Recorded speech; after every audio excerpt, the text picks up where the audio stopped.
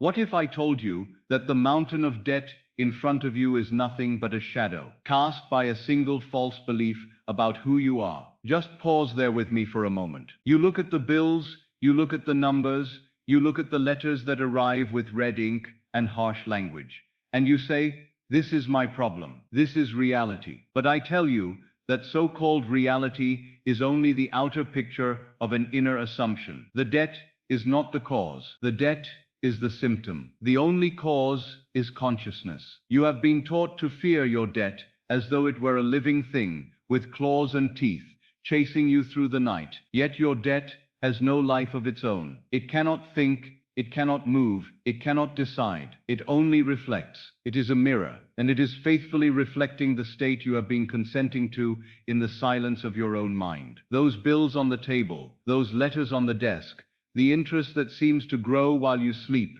the messages and calls that tighten your chest when you hear the sound of the telephone. These are not enemies. They are mirrors. They are your own inner conversations objectified. They are your fears and your beliefs wearing paper and ink as their garments. When you understand this, you stop trying to argue with the paper. You stop cursing the letter or the bank or the collector. You go to the only place where anything can truly be changed within. Tonight, I am not going to teach you how to chase money. I am not here to show you how to run faster on the same old treadmill. I am going to show you how to change the one who is looking at money. For until you change the one who sees, nothing you see can remain different for long. You think your problem is a lack of money. It is not. Your problem is that you have accepted as true a picture of yourself as the one who is in debt, the one who is always behind, the one who is always trying to catch up. And life, being no respecter of persons,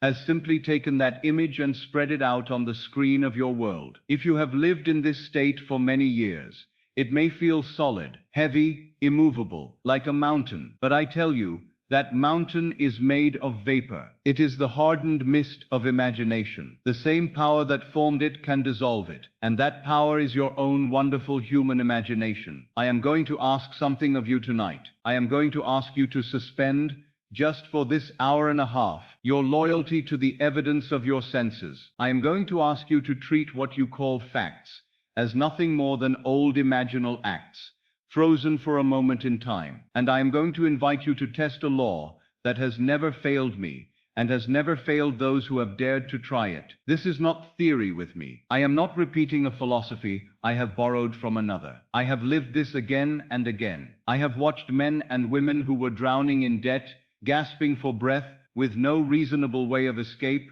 rise to freedom through an inner change that seemed, to the outer world, like a miracle. I have seen the hopelessly indebted become debt-free in days. I have watched accounts be cleared, obligations forgiven, opportunities appear where nothing existed before. And each time, when we look beneath the surface, we discover the same simple pattern: an inner state changed, and the outer world had no choice but to follow. Tonight, I shall give you 4 inner techniques, 4 ways of moving in consciousness that will not make you a little more comfortable in debt, but will change the very being who has called debt into his world. The first is what I call living in the end of freedom, the art of assuming in imagination that you are already the one who owes nothing to anyone. It is the difference between thinking about being free and thinking from freedom. The second is the revision of money scenes, the mystical work of going back in memory to those scenes of lack, shame, or fear around money, and rewriting them as they ought to have been. In doing so, you are not playing a child's game.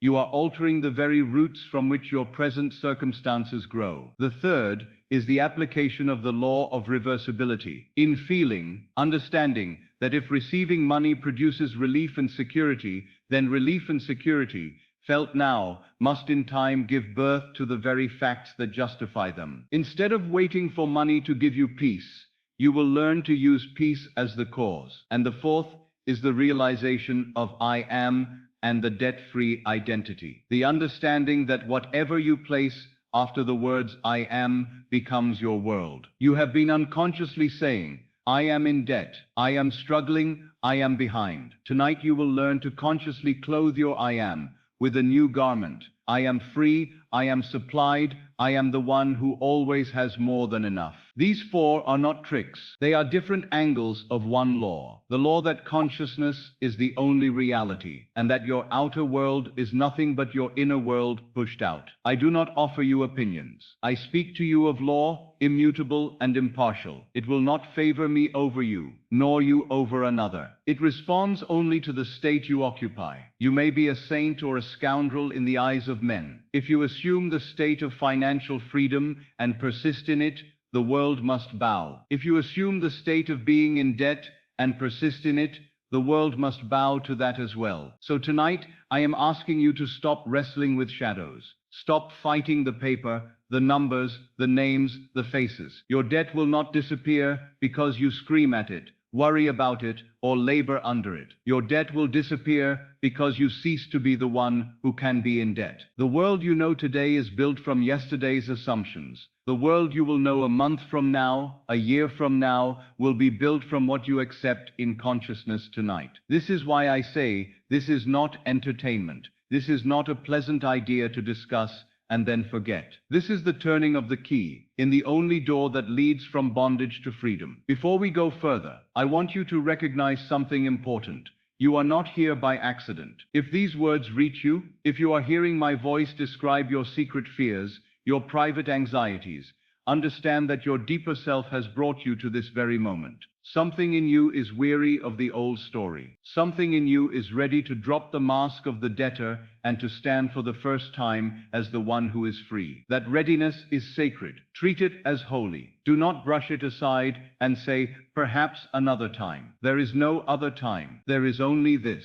Now, and what you accept in this now will echo through all your tomorrows. I want, therefore, to begin with a simple act of decision. In Scripture, it is written, choose ye this day whom ye will serve. You have been serving an image of yourself as limited, small, burdened, owing. Tonight you are invited to serve another image yourself as free, as clear, as abundantly supplied. Decision is not made with the lips, it is made in the heart. Yet a spoken word can anchor that inner choice. When a man declares himself openly, he is far more likely to remain faithful to what he has declared. So I am going to ask something very practical of you. If you would truly walk with me through these 4 techniques, if you would truly allow this night to be a dividing line in your life, then I invite you to make a simple public declaration. By public, I do not mean standing on a platform or shouting from the rooftops. I mean that you express, in words outside of your own head, that you are ready to receive what this inner work will bring. Write it down. Speak it aloud where it can be heard or seen beyond your private thought. If this reaches you through some medium, where you are able to leave a written word that others may read, let that be your altar tonight. Let your first act be a simple sentence, offered to the universe as witness of your decision. The words are very simple. I'm ready to receive. That is all. You are not telling the world how large your debt is.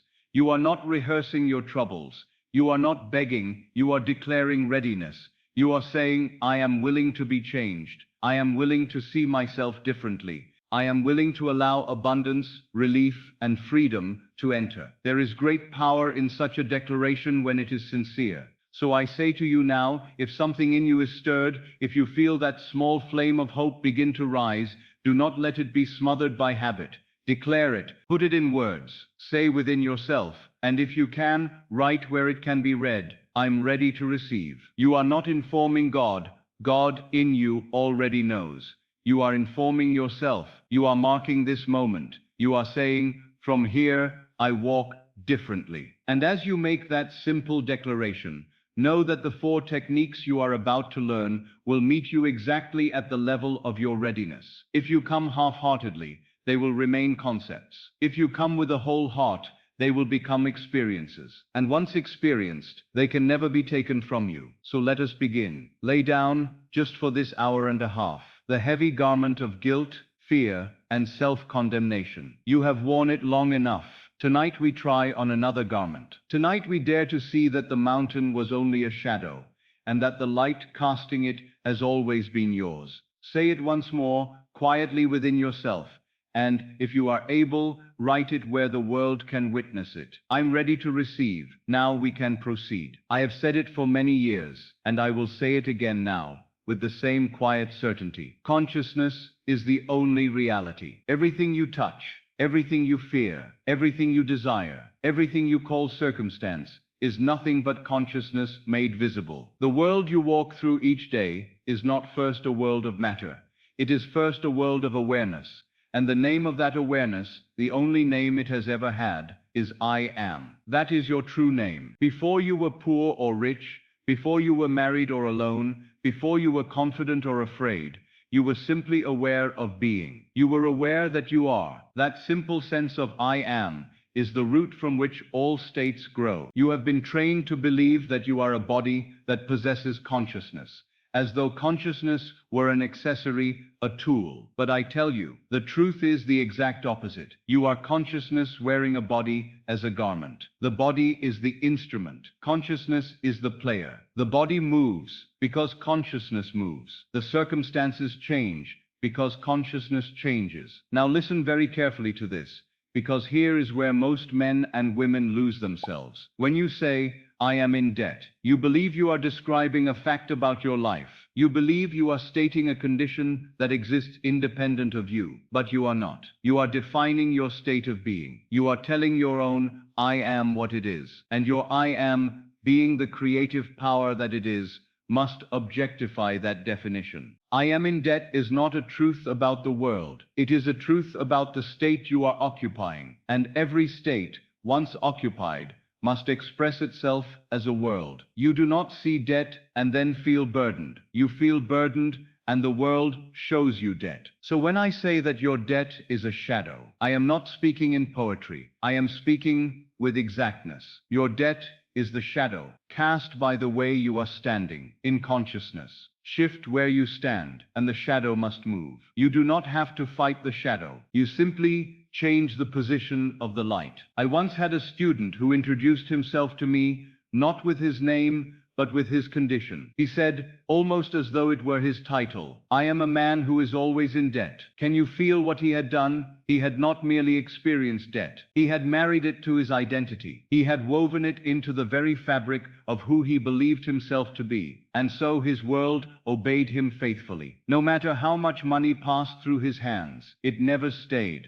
An unexpected expense always appeared. A sudden loss always followed a small gain. His world was not cruel. It was obedient. It was only saying back to him what he had said of himself. When he came to understand this law, he did not begin by trying to force money into his life. He began by changing the way he spoke of himself in secret. He stopped saying, even inwardly, I am the one who always owes. And he started to feel, quietly and persistently, I am the one to whom things always work out. That was all he changed at first. No rituals, no begging, no schemes. Within months, without any violent outward effort, his old pattern unraveled. Small debts vanished. Larger ones softened. Payment arrangements arose without struggle. And what moved him most was not the money. It was the discovery that his former life had been nothing more than the faithful echo of a belief he had long outgrown. Another student,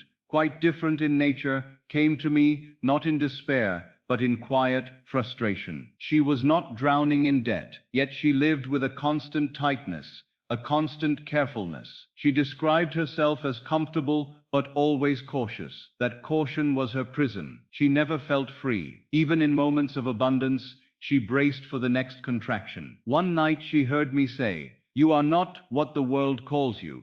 You are what you consent to be when you say I am. That sentence struck her deeply. She went home and began to alter her inner speech. Not loudly, not dramatically, simply inwardly. She began to feel herself as the one who always has more than enough. At first it felt like a pleasant imagination. Later it felt like a quiet certainty. And then, without her forcing anything, people around her began to change. Banks that had once been rigid became accommodating. Opportunities arose with ease. She was offered extensions without request. New streams of income appeared almost as afterthoughts. The same world, the same people, the same institutions, but a different identity moved through them now, and they responded accordingly. Do you see now why I tell you that you must not fight the shadow? The shadow is innocent. It is only performing its duty. It has no choice but to take the shape of the figure standing in the light. Your debt,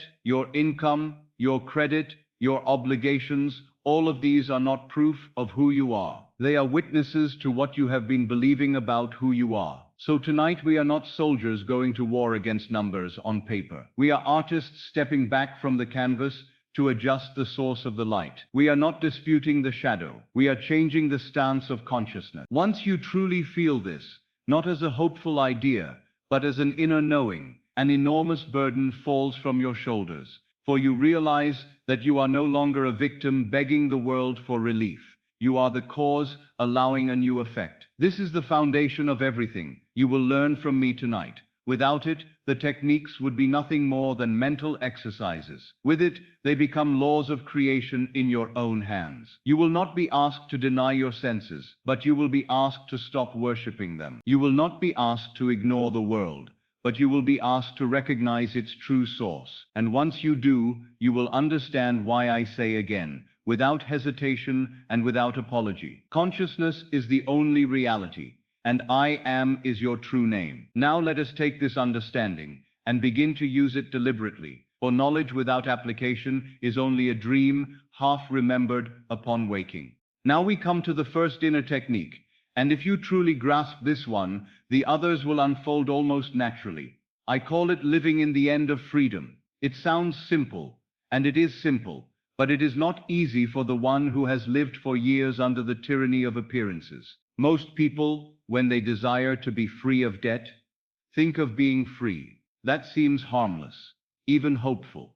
But listen closely, when you think of something, you place it outside yourself. You look at it as a distant event, a future condition, a tomorrow that has not yet come. You stand here, in the state of lack, and you look over there, at the state of freedom. And by doing so, you continue to reaffirm over and over again.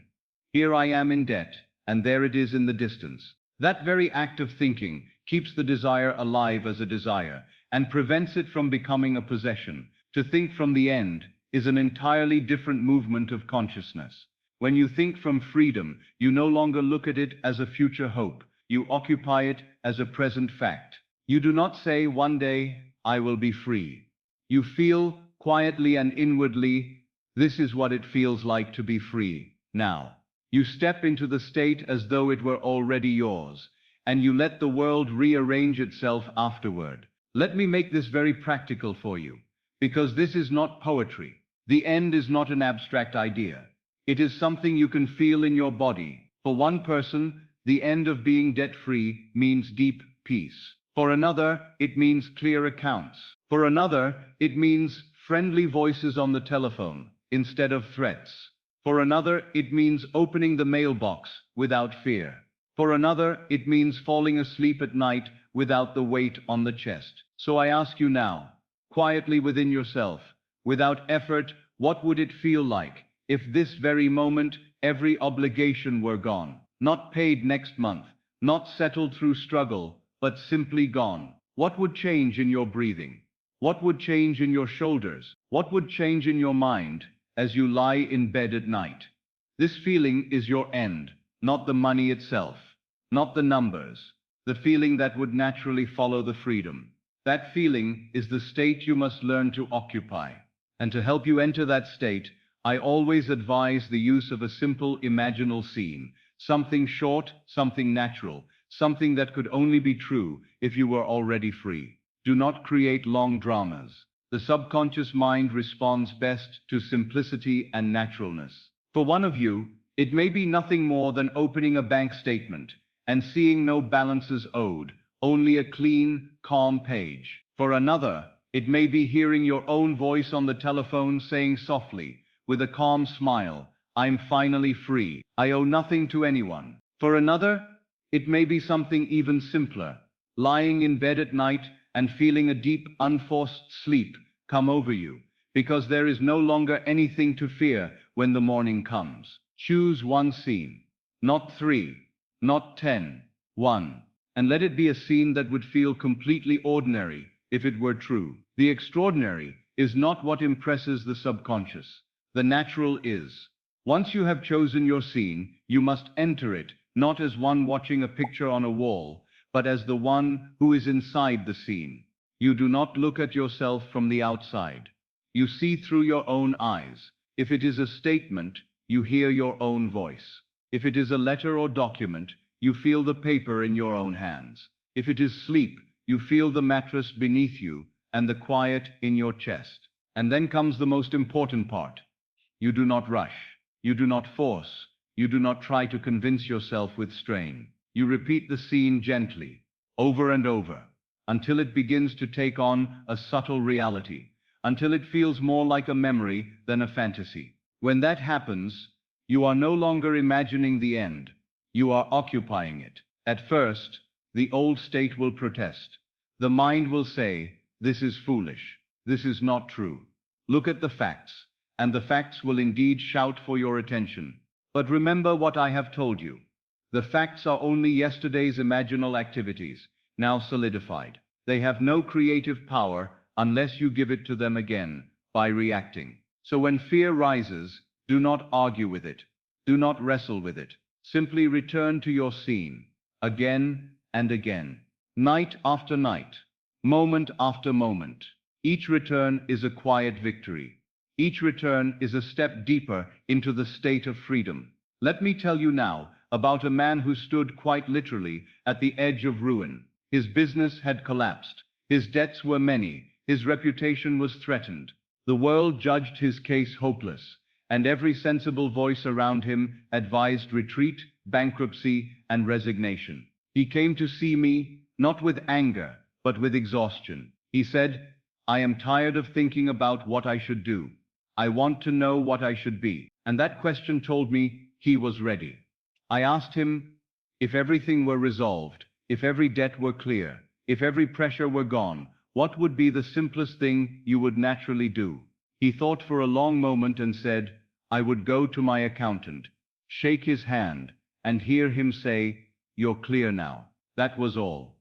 No money piles, no dramatic rescues, just a handshake and a sentence. So I told him to take that one small scene and make it the final chapter of his inner life. Each night, he lay on his bed and felt the pressure of the palm in his own hand.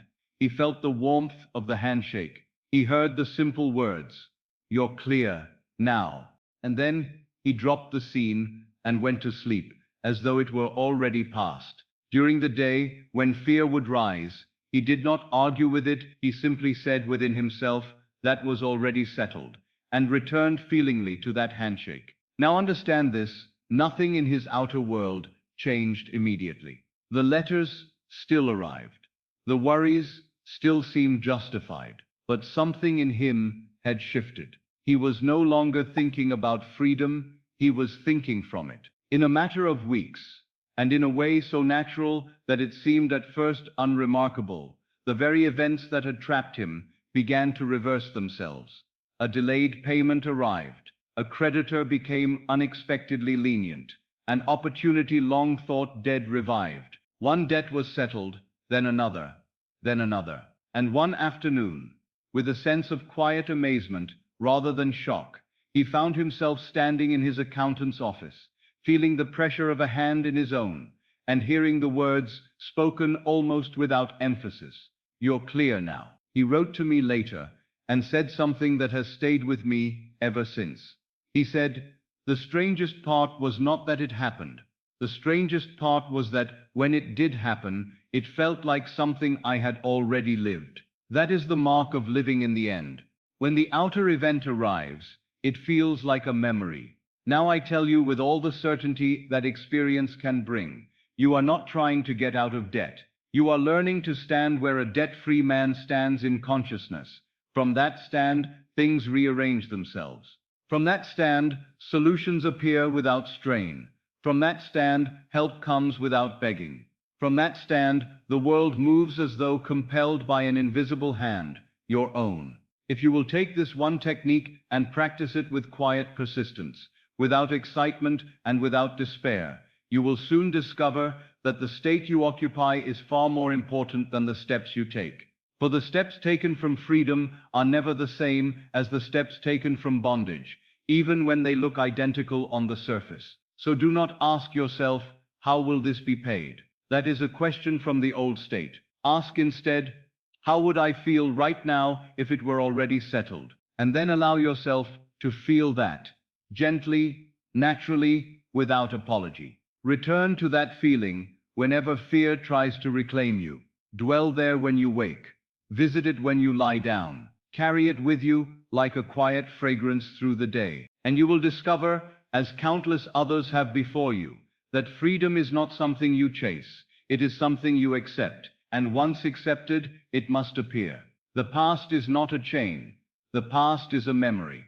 And memory can be revised. I want you to feel the weight of that statement, because within it lies a freedom most men and women have never dared to claim. You have been taught from childhood that the past is fixed, that what has happened is written in stone, that yesterday is an unalterable tyrant ruling over today. But I tell you, the past you carry is not a series of facts etched into the universe. It is a living, breathing structure of memory. And memory is plastic. Memory responds to imagination. And imagination, when moved with feeling, is the only creative power. Every debt you now carry, without exception, was born in a moment. There was a first scene, a contract signed, a purchase made in hope or in fear, a job lost, a sickness that drained resources, a decision taken in haste, a decision delayed in doubt. Whatever the outer story may be, there was always a moment in which the seed was planted. And that original moment did not die when the hours passed. It lived on as memory. It lived on as feeling. It lived on as identity. And as long as it lives in you in its original form, it must repeat itself forward into your future. That is why so many men seem to relive the same financial story again and again under different names and numbers. They change cities, they change professions, they change companions, but the inner play is the same. The same shock, the same shame, the same tightening of the chest, the same inward confession of powerlessness. What they are really reliving is not life. They are reliving an unrevised memory. Now I want you to understand something very clearly. You are not punished by your past. You are patterned by it. And what has been patterned can be repatterned. What has been impressed can be re-impressed. This is the art of revision. Revision is not pretending. Revision is not lying to yourself. Revision is the deliberate correction of an imaginal act that did not serve you. It is the intelligent gardener uprooting a poisonous plant and replacing it with something that nourishes life. You are not falsifying reality. You are redeeming it. To practice revision, you must become willing to look at the scene that still hurts, not in self-pity, not in condemnation, but as a sculptor looks at rough stone, knowing it can be reshaped. You evoke the moment consciously, the call from the bank that made your hands go cold, the letter that made your stomach drop, the moment you said, I can't pay, the moment someone else said it to you and you felt stripped of dignity. The scene may be small or it may be large, but if it still carries emotion, it still carries creative power. You do not push the scene away, you invite it in. And then in imagination, you give it a new ending. Where once you heard, we cannot extend your credit, you now hear, everything is approved, you're in good standing. Where once you felt embarrassment, you now feel respect. Where once you felt panic, you now feel relief. You do not argue with the old scene, you overwrite it, again and again, gently, patiently, until the new version begins to feel more natural than the old. And when the new version feels natural, the old one loses its grip. It fades like a dream that no longer has belief to sustain it. This is not metaphor. This is mechanics. Memory is not stored as images alone. It is stored as feeling tones. Change the feeling tone, and you change the memory's power to shape the present. I once knew a woman who carried, for many years, the memory of a single night that had haunted her finances ever since. It was the night she opened a letter and learned she could not meet a payment. She said it was as though the room had darkened when she read those words. From that night forward, Money always seemed to carry the taste of fear. Even when she had some, she feared losing it. Even when things went well, she waited for the collapse. When she learned revision, she resisted at first. But it really happened, she said. I really opened that letter. And I said to her, yes, it happened once. But you have been making it happen again and again in memory for years. At last she decided to test it. Each night she went back to that scene. She saw herself opening the envelope. But this time the words were different. Instead of deficiency, she read forgiveness. Instead of threat, she read release. She imagined herself sitting back in her chair with tears of relief in her eyes. At first the old feeling fought back, but she persisted. Night after night, she revised that single scene.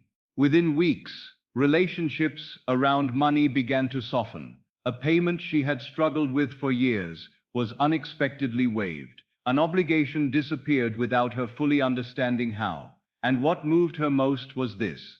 The memory of that original night no longer brought a sting. It had lost its emotional poison. The past had been healed, and the present followed. Another man carried a different kind of burden.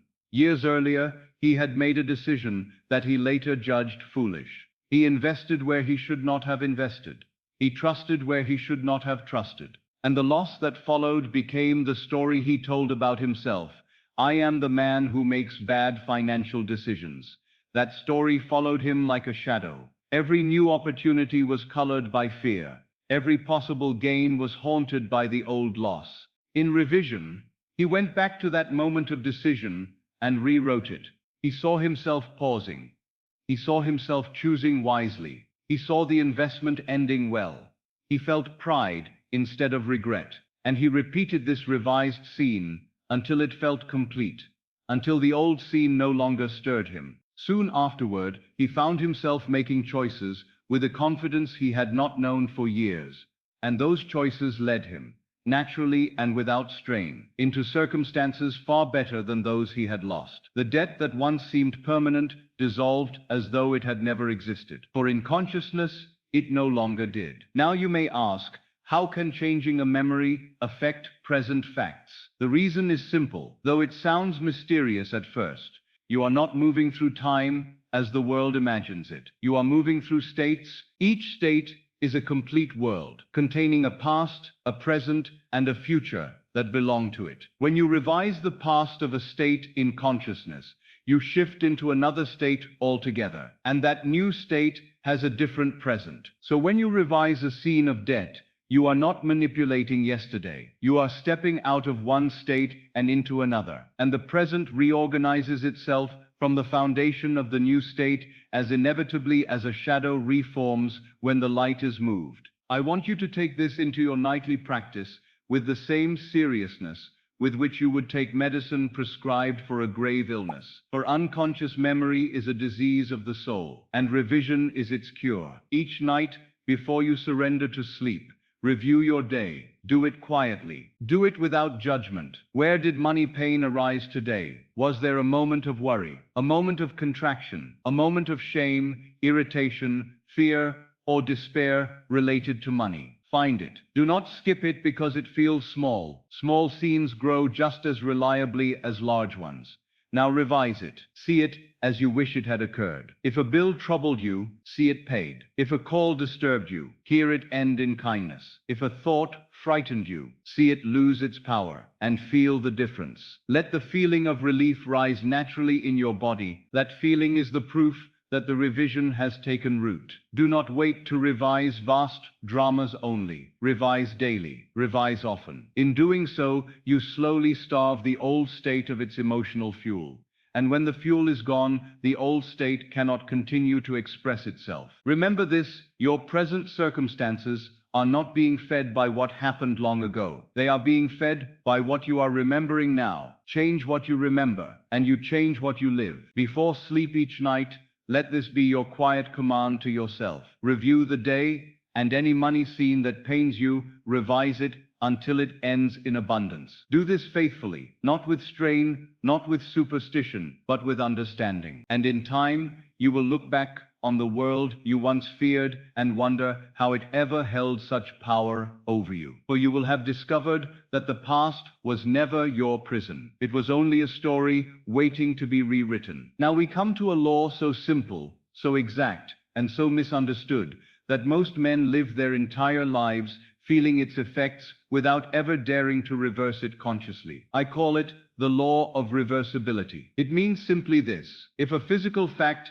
can produce a feeling, then that same feeling, assumed first, can produce a corresponding physical fact. You already believe this law in part, though you do not realize it. You believe that fire produces heat, and it does. You believe that electricity produces magnetism, and it does. But the magnet can also produce electricity. The relationship is reversible. Cause and effect change places, depending on where you stand. And this same principle operates in the invisible world of feeling and fact. You say to yourself, when I receive money, I will feel relieved. When this debt is paid, I will feel safe. When I am free, I will feel gratitude and peace. And that seems natural, but you have assigned relief, safety, and gratitude to the future. You have made them the reward of a condition you do not yet possess, and in doing so, you have locked yourself into waiting. But the law is reversible. It does not say that relief can only be the effect of money. It says that relief can also be the cause of money. It does not say that gratitude must follow abundance.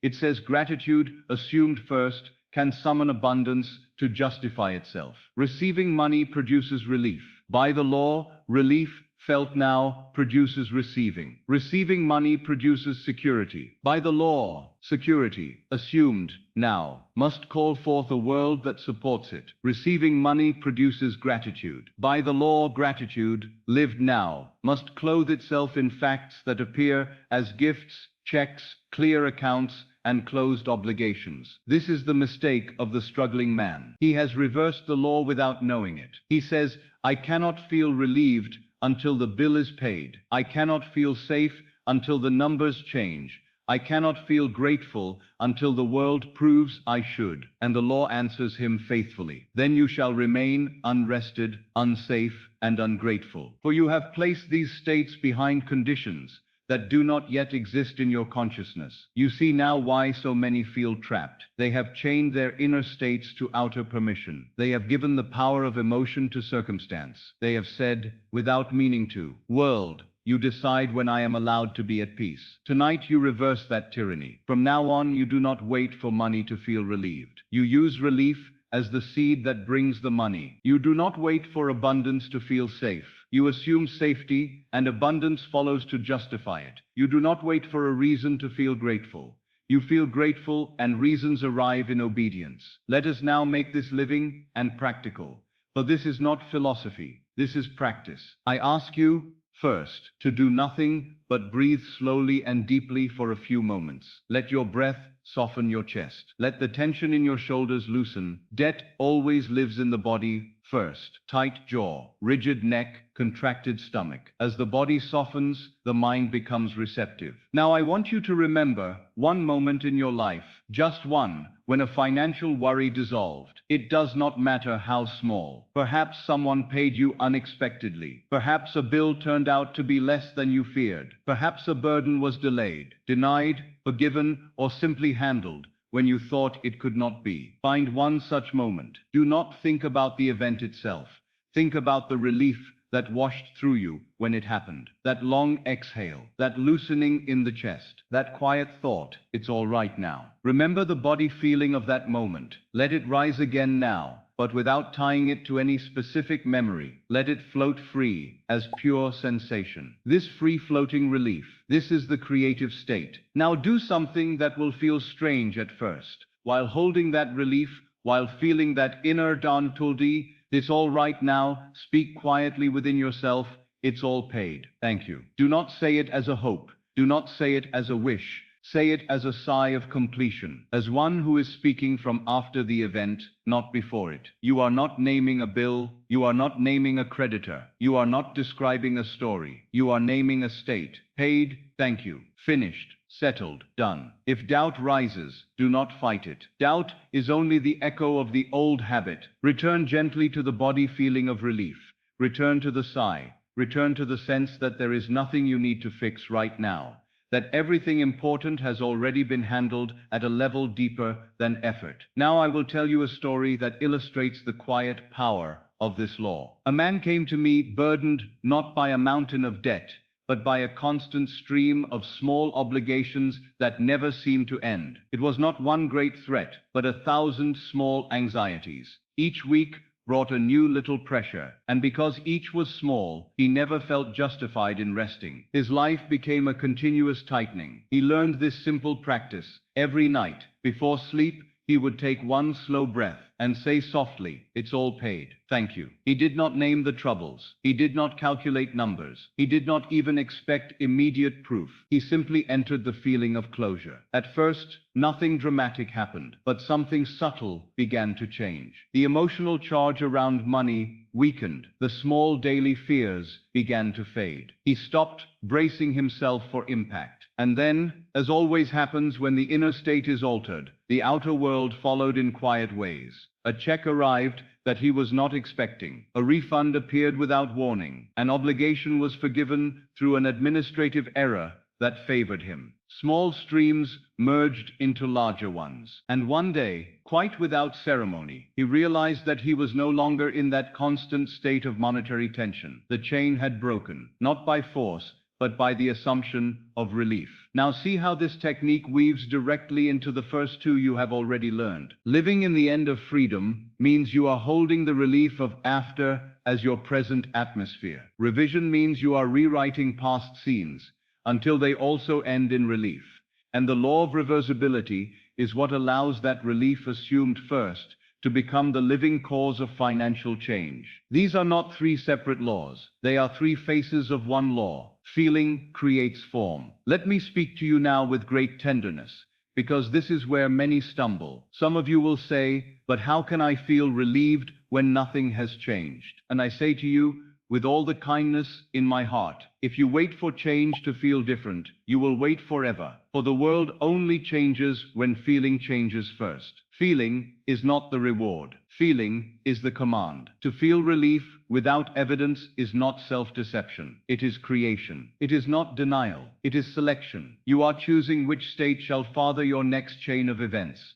Your senses will argue. They will say, "This is irresponsible. This is foolish." And they are faithful servants of the old order. Thank them for their testimony and return to your feeling. You are not asked to abandon reason. You are asked to place reason in its rightful position as a servant, not a master. Do not perform this practice with strain. Strain is a confession of doubt. Perform it lightly. Perform it as one might hum a familiar melody. Perform it as a secret between your deeper self and life itself. Whenever the thought of money produces a contraction in the chest, answer it with this inner sigh: "It's all paid. Thank you." Not as magic words, but as the emotional signature of completion. In time, that signature will seek its justification in visible facts, and it will find it. For life cannot long tolerate a contradiction between your sustained inner state and your outer world. One must yield, and it is always the world that bends. Now we come to the most important point of all, and yet the simplest. Everything you have heard until now, living in the end,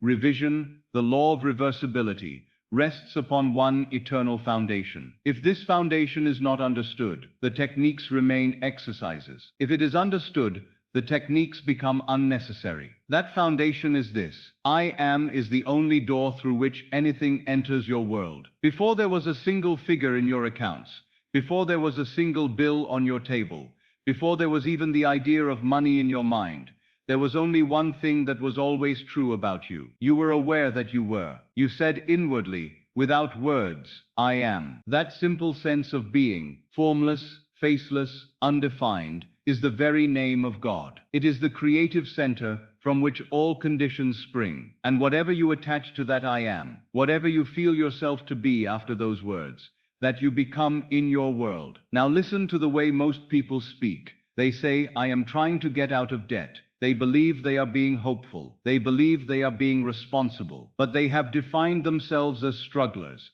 They have attached struggle, effort, pressure, and delay to their I am. And because I am is the creative power, The world must faithfully mirror that identity back to them. Then listen to the other way of speaking. I am the one who always has more than enough. This is not a boast. It is not arrogance. It is not pretending. It is an assumption of identity. It is choosing who you are going to be at the level where the world takes its instruction.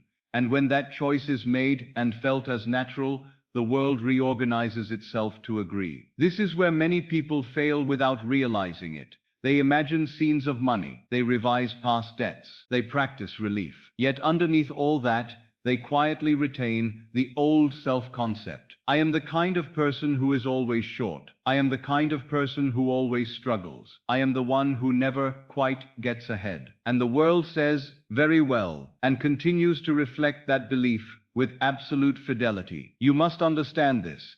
You do not remove debt by fighting numbers. You remove debt by changing the one who is capable of being in debt. When the identity changes, the numbers obey. So let me now describe to you the one who is free, not in poetry, not in fantasy, but in quiet, ordinary truth. The debt-free self does not walk with haste. There is no tightness in the step. There is no constant scanning of the world for danger. He receives a letter without a tightening in the stomach. He answers a question about money without defensiveness. He does not speak of money with bitterness, nor with fear, nor with exaggerated excitement. He speaks of it as one speaks of air or daylight, something ordinary, present, and sufficient. The debt-free self sleeps deeply. That alone is a great revelation, for most men do not realize how much of their exhaustion comes not from labor, but from silent nightly anxiety. When a man is free in consciousness, sleep becomes restoration again, not escape. The debt-free self does not boast. He does not parade his condition.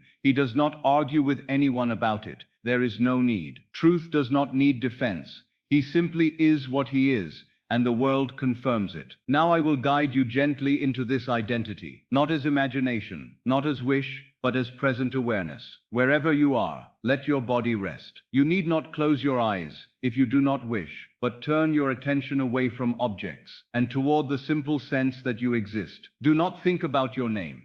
Do not think about your history. Do not think about your problems. Simply notice that you are aware. That quiet sense of being is I am. Rest in that for a moment. There is nothing to change here, nothing to fix, nothing to correct. You are before definition. Now from this stillness, do not reach outward. Do not strain upward. Simply allow a new definition to settle onto this. I am, as easily as one puts on a garment. Say inwardly, very gently, I am financially clear. Do not shout it. Do not force it. Let it settle. Feel what it would be like if that sentence were already true, and had always been true, not as excitement, as normalcy. Now say, I am the one who never fears a bill. Let the meaning fall into your chest. You are not challenging the world. You are not arguing with circumstance. You are selecting who you are. Now rest again in I am. Now say, I am always supplied. Do not look for proof.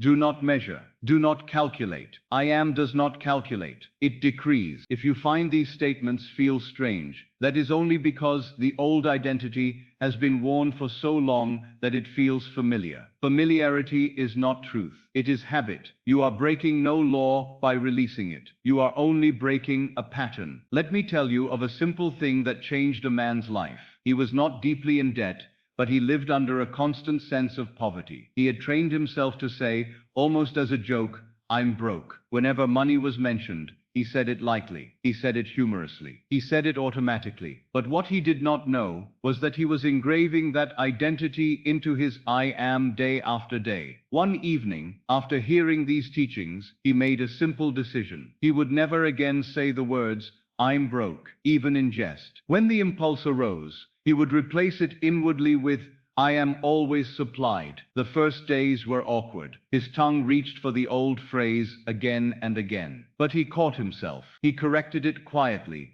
and gradually, the inner identity shifted. Within a short time, the outer world adjusted to the inner change, as it always does. Opportunities that had never appeared before presented themselves. His income rose without strain, and most importantly, the heavy feeling that had lived in his chest for years simply dissolved. He had not changed his job. He had changed his name at the level of consciousness. Another woman, without telling anyone what she was doing, began to walk through her city, silently affirming, not with effort, but with rhythm, "I am always supplied." She said it as she walked, as she waited, as she rested, not to get something, to be someone. She was not seeking money. She was taking on an identity. Within weeks, events moved that she had not planned and could not have arranged. Work arrived from unexpected directions. Gifts appeared without solicitation. And one day she said to me, with quiet wonder,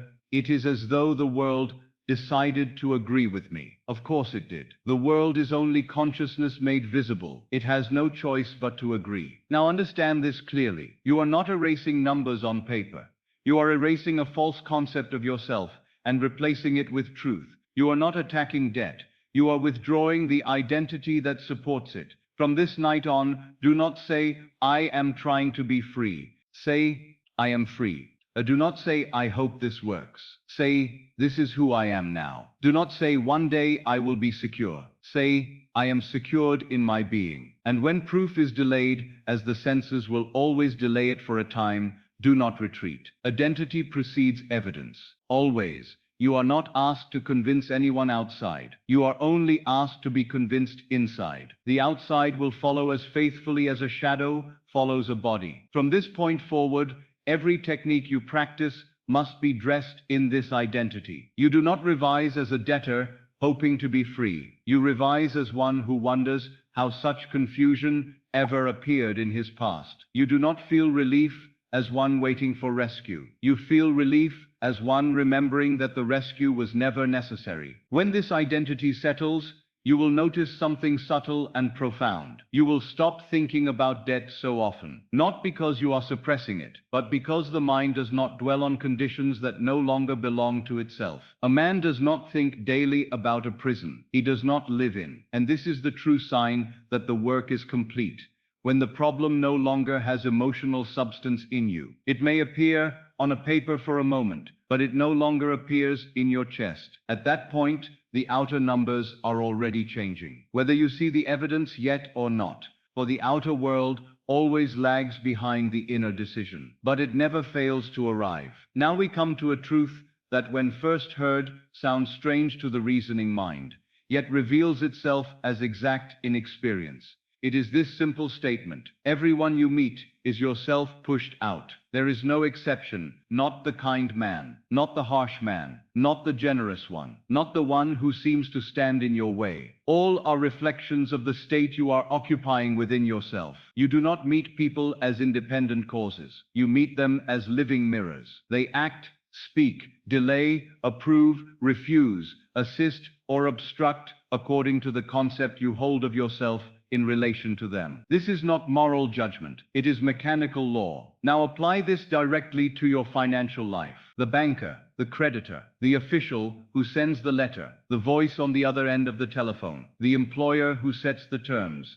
None of them have independent authority over your destiny. They are all animated by the state you persist in occupying. They do not appear to you as they are. They appear as you are being. If you stand within yourself as the debtor, you will meet the world as demanding. If you stand as the one who is ashamed, you will meet the world as accusing. If you stand as the one who fears, you will meet the world as threatening. If you stand as the one who is free, you will meet the world as cooperative. The same faces remain, the same offices remain, the same institutions remain, but the script changes, and you will swear that they have changed their character. In truth, you have changed the only thing that ever truly mattered, your state. Let me tell you of a man who received a letter so harsh in tone that it shook him deeply. The words were cold. The language was final. The demands were absolute. He brought that letter to me in despair. He wanted to know what to do, whom to contact, what steps to take. I told him to do none of that. First, I told him to change the state from which he had received the letter. That night, instead of rehearsing the letter in his mind, as he had done again and again, he did something different. He revised. But not only the content, he revised the attitude behind it. He imagined opening a new letter from the same sender. He saw the same envelope. He felt the same paper in his hands. But when he opened it, the tone was entirely different. The words were understanding. The language was cooperative. The spirit was kind. He felt the relief of being treated as a valued individual rather than a condemned one. He repeated that scene until the new feeling displaced the old shock. He fell asleep, not as a threatened man, but as one who was respected and supported. Within days, he received another letter from that same office, and the tone was, to his astonishment, a mirror of what he had imagined. Delay was granted. Terms were softened. The entire relationship shifted, and yet the institution had not changed. The policy had not changed. Only the man had changed. So do not ask how a system can bend. Systems bend when states change. Every system is operated by men, and men are moved by the states they encounter. Another came to me with a story of a rigid employer. No negotiation, no flexibility, no understanding. Everything was demand. That was the world he lived in until he changed who he was in it. Instead of seeing himself as undervalued and trapped, he assumed the state of being essential, respected, and generously compensated. He did this not with argument, not with threat, but inwardly, quietly, as identity. Within a short span of time, the same employer, without being asked, without being pressured, altered his tone. Opportunities appeared that had never been offered before. Payment improved. Conditions softened. The man said, "It is as though he became a different person." I told him gently, "He did not. You did. Now take this power and bring it into your daily conduct. Before you speak with anyone about money, pause inwardly for a moment. Do not enter the conversation as the one who needs. Enter as the one who is already positioned in sufficiency. Imagine, briefly and without strain, the end of the exchange as you desire it, friendly tone, mutual respect, easy agreement. Then speak. Do not imagine in order to force. Imagine in order to align yourself with the state that naturally produces the outcome. When a letter arrives that troubles you, do not sit with it as a judge pronounced from the outside. Receive it as an echo from a vanished state, and then revise it. See the tone change. See the story conclude in your favor. And let that revised version become the one you live with inwardly. You are not manipulating people. You are responding to the truth that people are already responding to you. Now I must speak to you of something very subtle and very important. When you bless another man's prosperity, you are blessing your own state. When you see another prosper and feel envy, you are confessing lack. When you see another prosper and feel joy, you are confessing abundance. The feeling you hold toward another's fortune is the feeling you are holding toward your own. If you would be free of debt, then learn to look upon the prosperity of others without bitterness. Say inwardly, that is proof of what is now normal in my world. For everyone is you pushed out. The abundance you bless in them must return as abundance expressed as you. And so from this night forward, treat every person connected with your finances not as an enemy, not as an obstacle, not as a judge, but as a messenger reflecting your present state. Do not fight the messenger. Change the message at its source, and the messenger will change his tone without effort on your part. There is nothing outside of you that must be conquered. There is only something within you that must be assumed. From this depth of understanding, the world becomes gentle again. Letters grow kinder, voices soften, doors open where walls once stood, and you will marvel at the change, not yet realizing fully that you moved the cause and life merely followed. And now, with this truth alive within you, you will find that even the thought of conflict around money begins to lose its substance. For a man at peace within himself inevitably meets peace clothed as people. This is not a promise, it is a description. Now we will gather everything you have learned and weave it into a single living practice. Until now, these truths may have felt like principles. Tonight, they become a rhythm, a way of living, a discipline so gentle that it does not feel like effort, and yet so faithful that it reshapes destiny. Every night before sleep, you will enter what I call the inner sanctuary. It need not be elaborate. It need not be dramatic. It only needs to be sincere. 10 or 15 minutes are more powerful than 10 hours of anxious striving. Lie down and allow the weight of the day to fall away from your body. Do not rush this. Let the tension drain from your legs, your abdomen, your chest, your face. When the body softens, the mind becomes transparent. You are preparing the soil. Now gently, without criticism, review the day that has just ended. Do not judge yourself. Simply observe. Ask softly, where did money appear today in my awareness? Perhaps you opened a letter. Perhaps you felt a flicker of worry. Perhaps you avoided looking at something. Whatever the moment, find it. Now you will revise it, not as it happened, but as it should have happened. If there was a letter that stirred fear, see yourself opening that same letter and finding kindness where harshness once appeared. If there was a conversation that brought anxiety, replay it as a conversation of respect, ease, and mutual goodwill. If there was an inner worry, replace it with calm confidence. And do not rush this. Stay with the revised scene until you feel the emotional shift. You will know it when it happens. The tightness will loosen. The breath will deepen. The scene has been corrected. Now you move naturally into the second movement of the night, the scene of the end fulfilled. This is the same simple scene you have chosen before. Perhaps it is a bank statement. Perhaps it is a quiet conversation with a friend. Perhaps it is nothing more than the feeling of deep peace as you lie in bed knowing all is well. Whatever it is, return to it now. Enter it not as an observer, but as the one who is living it. See as you would see, hear as you would hear, and then, most importantly, feel as you would feel. If this were already your daily life, you are not reaching for it. You are remembering it. Remain there until the body responds. Relief will appear. It may be subtle, like a soft wave. It may be deep, like a sigh that comes from the soul. Do not force it. Let it rise. Now you will practice the third movement, using that relief as the cause. Do not attach it to future hope. Do not say, this means it will work later. Remain with the feeling as though it is the natural condition of your existence. Let gratitude arise without object. Let peace exist without explanation. This is the reversal of the old order. And now, when the feeling has settled,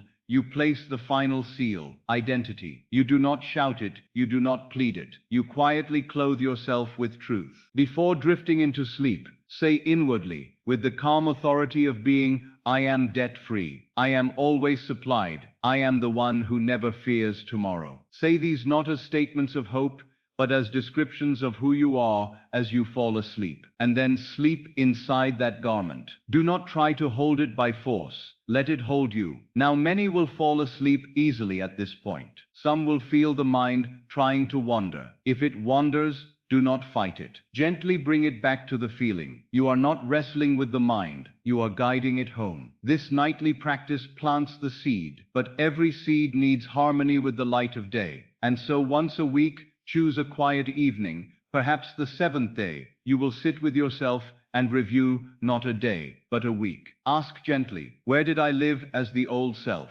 Where did I remember to stand as the new? Do not condemn yourself where you forgot. You are not punishing a criminal. You are training a king. Then ask, what small signs did I see? Perhaps a conversation was easier than usual. Perhaps a worry dissolved more quickly. Perhaps an unexpected kindness appeared. These are not coincidences. These are movements. Now return again to any unresolved past money scene that still holds emotional weight. Perhaps something from years ago still stirs shame or fear. This is the time to revise it deeply. Return to that memory and give it a new ending. Repeat it until the new version feels more real than the old. Then, to close your weekly ritual, quietly renew your commitment, not as a contract, but as a remembrance. I live now as the one who is free. This pattern, nightly planting, weekly alignment, creates a rhythm that the world must follow. But hear me closely now. There is one danger that quietly destroys the work of many,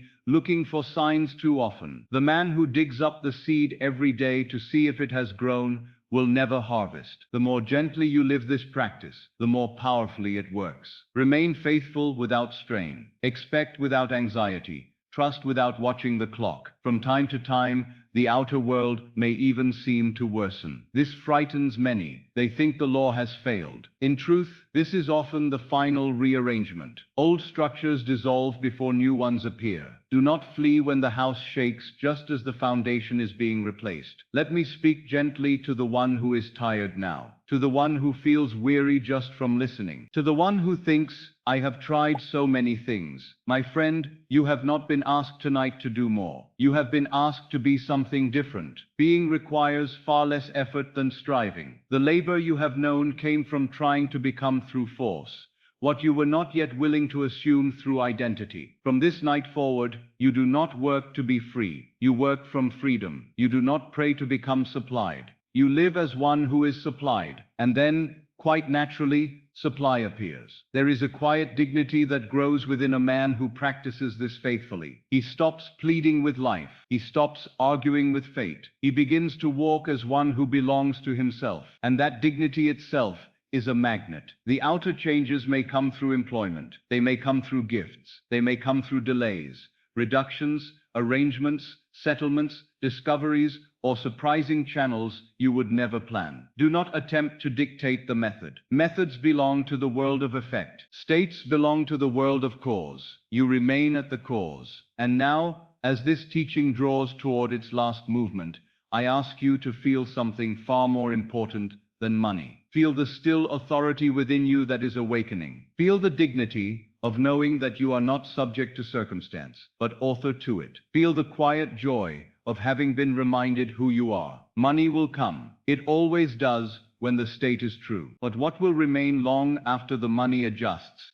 is the awareness that you are no longer a victim of yesterday, and that is freedom. Once a week, I ask you to step out of the noise of becoming and sit quietly with the stillness of being. This is not a time for strain. This is not a time for pressure. This is a time for honest observation and gentle correction. Choose one evening each week and keep it sacred. Let it become an appointment with your deeper self. Begin by looking back over the week that has passed, not as a judge looking for failure, but as a witness observing movement. Ask yourself softly, without accusation, where did I respond as the one who is still in debt? Perhaps it was a moment of fear when a number appeared. Perhaps it was a tightening when a letter arrived. Perhaps it was a sentence spoken automatically, an old phrase of limitation, a joke made at your own expense. These moments are not sins. They are simply echoes of a former identity. Now ask yourself, where did I respond as the one who is already free? Perhaps it was a moment of calm where once there would have been panic. Perhaps it was a quiet confidence where once there would have been hesitation. Perhaps it was a refusal to entertain a worry that once would have consumed you. These moments, however small, are golden. They are the footprints of your new self. Do not exaggerate either the old nor the new. Simply see them. Now, where you find that you reacted as the old self, you will revise. Return to that moment inwardly. Replay it now as it would have unfolded had you already been the one who is free. If you reacted with fear, see yourself responding with calm. If you reacted with despair, see yourself responding with quiet confidence. If you reacted with shame, see yourself responding with dignity and ease. Repeat the revised scene until it takes the emotional place of the original. You are not correcting mistakes. You are rearranging memory so that it may no longer govern your future. Then turn your attention to the moments where you responded as the free self and linger there. Let their feeling expand. Feel their naturalness. These are not isolated flukes. These are previews of your coming stability. Gratitude for these moments strengthens them, and gratitude for the smallest shift is often what accelerates the largest change. Now go deeper. Ask yourself, is there a scene in my past that still holds a charge around money? Perhaps a moment of humiliation, perhaps a moment of loss, perhaps a moment of panic when you did not know how you would continue. These scenes are not dead. They live as long as they are remembered emotionally. And what lives in memory, lives in effect. Choose one such scene, only one. Do not overwhelm yourself.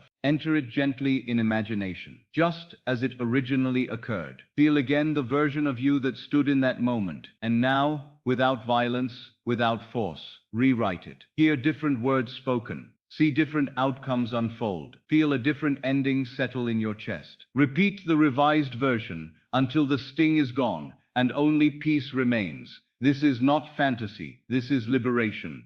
You are not escaping the past. You are releasing it from its power to follow you. When this is done, close the weekly review not with analysis, but with thanksgiving. Give thanks not only for what has changed, but also for what is changing unseen. Even if you see only a single shift, honor it. A crack in the wall is proof that the wall is not eternal. Do not give thanks in desperation. Give thanks in quiet certainty. Gratitude spoken from anxiety still belongs to struggle. Gratitude spoken from identity belongs to fulfillment. Now, I must tell you something that may surprise you. The world does not respond to long prayers. It responds to short, stable states. Many men pray fervently for an hour and live in fear the rest of the day. The hour does not outweigh the habit. What you are building here through nightly and weekly discipline is not moments of effort, but a permanent atmosphere of being. And atmosphere is everything. Just as a plant grows because the climate supports it, your financial world will change because the climate of your consciousness has changed. You are no longer growing in the cold soil of fear. You are growing in the warm air of sufficiency. And now I will speak with great clarity and great compassion. There will be moments when you forget. There will be days when the old reactions return uninvited. When this happens, do not conclude that you have failed. Failure only belongs to the man who stops. You have not failed the moment you notice. Awareness itself is proof that you are no longer unconscious. The old self does not die loudly. It fades quietly. And when it fades, it will attempt to rise one last time, not to stop you, but to see if you truly mean what you now assume yourself to be. Meet that moment with tenderness, not with war. Return to your identity. Return to your relief. Return to your quiet I am. You will notice something strange after some weeks of faithful practice. The subject of debt will begin to feel unreal, not in denial, not in ignorance, but in substance. It will no longer feel heavy. It will feel distant, like a story you once lived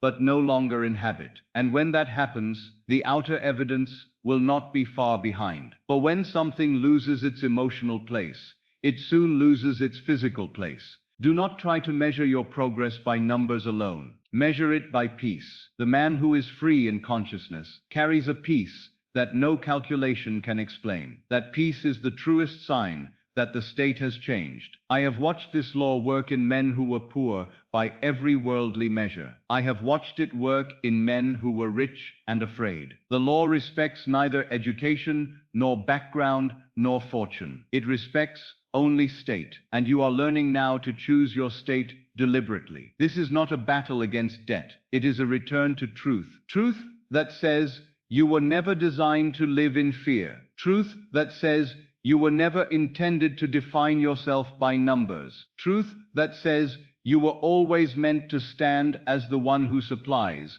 not the one who begs. And as you continue this weekly and nightly practice, something even greater than financial order begins to organize itself within you. Something that cannot be measured. A stability of self, a rootedness of being, a confidence that does not rise or fall with circumstances. And when that confidence is born, money follows it as surely as shadow follows form. There is still one final movement we must speak of. One last truth that brings all these teachings to rest in their proper place. If you are ready, I will take you there. Now we pass beyond the territory of figures and facts, beyond the language of bills and balances, and we come to the place where all things truly begin. Hear me now, not as a teacher of technique, but as one speaking from the deep well of revelation. My purpose has never been merely to make you rich in this world. If that were all, the gift would still be small. My true purpose is to awaken you to who you are. For when a man discovers who he is, riches may come or go, and yet he remains unshaken. He no longer seeks security in coin, nor identity in possession. He has found the source. There is a difference, vast and holy, between the law and the promise. The law is what we have spoken of tonight. The law gives you bread when you hunger. It gives you money when you are in debt. It gives you freedom when you are bound. It gives you order when your life is in confusion. The law works in this world of time. It rearranges facts. It reshapes circumstance. It answers needs. It proves that imagination creates reality. But the promise does something far greater. The promise does not give you things. The promise gives you yourself. The promise reveals to you that the one you have been calling God is not outside of you, but is your own wonderful human imagination. The promise shows you that the power you use to escape debt is the same power that created the stars. The promise unveils that you are not a fragment begging the universe for favor, but the very center from which all favor flows. Tonight, debt was the doorway. That is all it ever was. Debt was not your enemy. Debt was the veil that hid your power from you until you were ready to remember it. You thought you were fighting numbers. You were awakening consciousness. And once a man has seen that his circumstances are shaped from within, he can never again be truly enslaved by conditions. He may pass through shadows, but he no longer believes they are the substance. He may face challenges, but he no longer believes they are masters. He has found the throne within. You will discover something beautiful as this truth settles in you. The fear around money dissolves first. Then the anxiety around time dissolves. Then the old despair about destiny dissolves. And one day, often without realizing when the shift occurred, you find yourself walking the earth with quiet authority. Not the authority of dominance, but the authority of knowing. You will realize that debt was the smallest of the prisons you were ever meant to leave. Once you know that imagination creates reality, you cannot unknow it. Once you see that feeling precedes fact, you will never again fully believe in appearances. Once you experience that a state assumed in silence can overturn a mountain in the outer world, you will forever walk with a holy secret inside you. And now, let me draw all that you have learned into a single breath. You learn to live in the end, to stand inwardly where freedom already is. You learn to revise the past, to free today from yesterday. You learn to feel first, to plant the emotion before the event. You learn to say, I am only of that which you desire to become. For whatever follows I am must appear in the world. These are not 4 techniques. They are 4 expressions of one truth. You are the operant power. You are not here to chase life. Life is summoned by your state. You are not here to beg circumstance. Circumstance is commanded by consciousness. You are not here to suffer under the weight of yesterday. Yesterday yields to imagination. And now, as I release you back into your night, I do not send you back as one who is still seeking. I send you back as one who has remembered. You may wake tomorrow and the world may look the same for a moment. The same room, the same streets, the same noises. But you will not be the same one who sees them. And because you are not the same, the world cannot remain what it was. Do not wait for thunder. The law works in silence. Do not look for fireworks. The promise unfolds like dawn. And if ever you are tempted to believe again that you are small, that you are powerless, that you are trapped, return not to effort, but to identity. Return not to struggle, but to I am. For I am is the name no circumstance can oppose. And now, as the last words of this night settle into your heart, receive them not as poetry, not as suggestion, but as decree spoken from within you to the world itself. Tonight, walk as one who owes nothing. Tonight, sleep as one who is already free. Tonight, let it be counted unto you as righteousness. Peace be unto you.